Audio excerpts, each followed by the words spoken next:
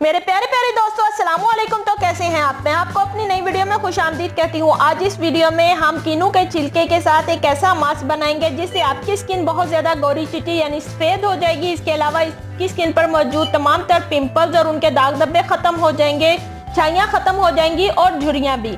इसके लिए आपने क्या करना है, कीनू का छिलका 1 चम्मच लेना है और 1 चम्मच आपने दही लेना है। इनको मिक्स करके अपने चेहरे पर तकरीबन 20 मिनट के लिए अप्लाई करना है और उसके बाद आपने नीम गर्म पानी के साथ अपने चेहरे को अच्छे से वॉश कर देना है।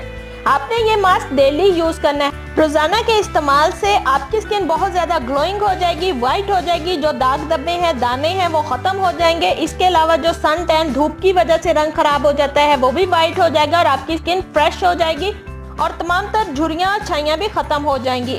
क्योंकि विटामिन सी कीनू के छिलके में बहुत ज्यादा पाया जाता है। मार्केट में ये बहुत महंगा होता है, इसलिए कीनू के छिलके में ये वाफर मिकदार में और बहुत आसानी से सस्ते से मिल भी जाता है।